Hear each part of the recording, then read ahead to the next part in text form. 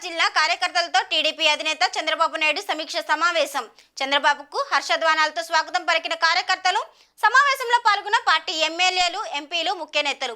ఈ సందర్భంగా ముఖ్యమంత్రి చంద్రబాబు నాయుడు మాట్లాడుతూ కార్యకర్తలు కాలరెగరేసేలా పాలన అందిస్తున్నామని, ఏడాదిలో 750 అభివృద్ధి సంక్షేమ కార్యక్రమాలు చేపట్టాం. ప్రభుత్వం చేసిన మంచిని ప్రజల్లోకి తీసుకెళ్లండి. ఏ రాష్ట్రంలోని చెయ్యనంత సంక్షేమాన్ని కూటమి ప్రభుత్వం ఏపీలో చేస్తుంది. మా ప్రభుత్వం చేసిన మంచి పనులు ఇవి అని కాలర్ ఎగరేసి చెప్పండి అని ఎన్నికల్లో కార్యకర్తలు సైనికుల్లా పనిచేశారని అన్నారు. నాకు ప్రాణ సమానమైన తెలుగుదేశం పార్టీ కుటుంబ సభ్యులందరికీ, వేదిక పైనున్న కిందనున్న అందరూ కుటుంబ సభ్యులే, అందరం సమానమే, దాంట్లో వ్యత్యాసం లేదు.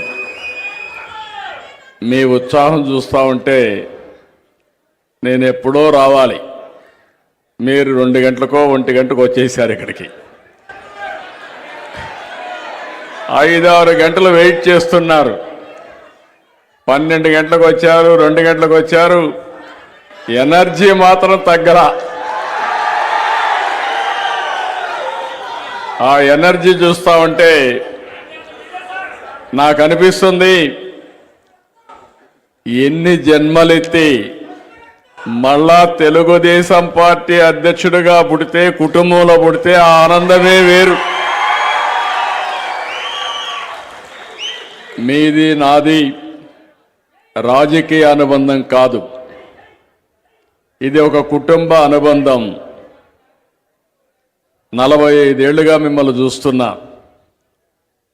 మీతో కలిసి నేను పెరిగాను, నాతో కలిసి ఎక్కడికక్కడ మీరు కూడా ప్రజాసేవలో పునీతమయ్యారు. అది చూసినప్పుడు నాకు అనిపిస్తుంది, మనం అందరం కానీ కరెక్ట్గా ప్లాన్ చేసుకుంటే ఈ రాష్ట్రంలో వేరేవాడు ఏమీ చెయ్యలేడు, దాంట్లో అనుమానమే లేదు. రాష్ట్రం అంతా ఒక ఎత్తు, విశాఖపట్నం ఇంకొక ఎత్తు. నేను ఎప్పుడూ విశాఖపట్నంలో చూస్తూ ఉంటాను. నేను అందుకే ఓపెన్గా కూడా ఎన్నోసార్లు చెప్పాను, నేను మెచ్చిన నగరం విశాఖపట్నం, మంచి వాళ్ళు ఉండే నగరం విశాఖపట్నం. మంచి వాళ్ళు అందరూ ఉన్నారు కానీ మంచిలో ఎక్కువ మంది మంచి వాళ్ళు ఉండే నగరం విశాఖపట్నం. ఒక్క ఉద్దు అంత మునుపు కూడా ఎప్పుడూ తెలుగుదేశం పార్టీకి కంచు కోట. ఉద్దులో జరిగిన సంఘటన చూస్తే ఆ తర్వాత ఏ ఎన్నికలు పెట్టినా తెలుగుదేశం పార్టీ జెండా తప్ప, సైకిల్ తప్ప వేరే ఏది కనపడదు మీకు. అలాంటి బ్రహ్మాండమైన ప్రాంతం. ఈరోజు నేను ఒకటే మిమ్మల్ని కోరుతున్నా, ఓసారి అనిపిస్తుంది మన కార్యకర్తలు ఎంత పవర్ఫుల్ అంటే, మీరు రోడ్డు మీదకి వస్తే ఎవ్వడు నిలబడలేడు. అప్పుడప్పుడు నేను అధికారంలోకి వచ్చిన తర్వాత ఏదో రాష్ట్రాన్ని బాగు చేసేయాలని రాత్రింపగుళ్ళు ఒక అబ్సెషన్తో పనిచేయడం మొదలుపెట్టినప్పుడు మీలో అలకొస్తుంది. అలకు వచ్చినప్పుడు కాడి పడేస్తారు. మీరు ఎక్కడికి పోరు, ఏ జెండా పట్టుకోరు, ఎవరికి ఓటేయరు, కానీ అలగతారు. అలకే ప్రమాదం. అందుకనే ఇప్పుడు నేను ఒకటి అనుకున్నాను, ఇంకా భవిష్యత్తులో మీరు అలిగే పరిస్థితి రాదు, మనం ఓడిపోయే పరిస్థితి కూడా రాదు.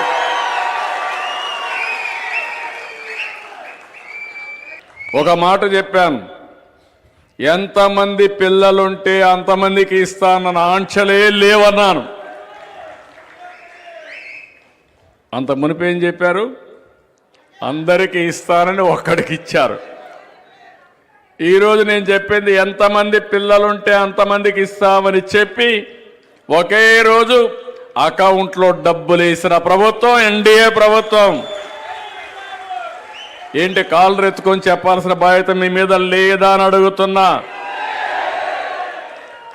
ధైర్యంగా ప్రజల దగ్గరికి పోయే అధికారం మనకు లేదా అని అడుగుతున్నా మిమ్మల్ని. ఈ ఒక్క కార్యక్రమమే కాదు, ఇంకో పక్కన మీరు చూస్తే దేశంలో ఎవ్వరివ్వని విధంగా నేను సవాలు విసురుతున్నా. 64 లక్షల మందికి ఎన్టీఆర్ భరోసా పేదల సేవలు.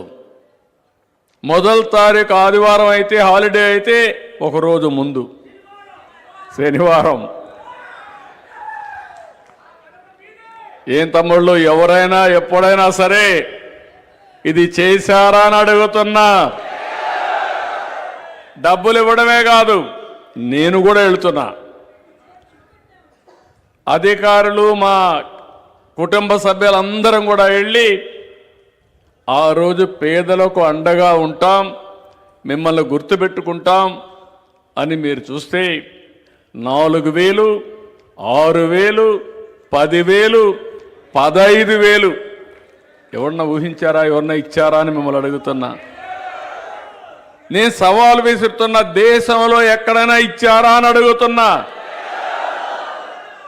ఒకే ఒక కార్యక్రమం ఎన్టీఆర్ భరోసా, సంవత్సరానికి 34,000 కోట్లు ఇచ్చే ఒకే ఒక ఏకైక కార్యక్రమం భారతదేశంలో ఎన్టీఆర్ భరోసా. మీరు చెప్పకపోతే, చెప్పుకోలేకపోతే ఈవెన్ డెవలప్డ్ స్టేట్స్, బాగా మనకంటే ఆదాయం ఎక్కువ వచ్చే తమిళనాడు, కర్ణాటక, మహారాష్ట్ర, తెలంగాణ మనతో పోటీలో కూడా లేరు. ఈ విషయం మనం గుర్తుపెట్టుకోవాల్సిన అవసరం ఉంది.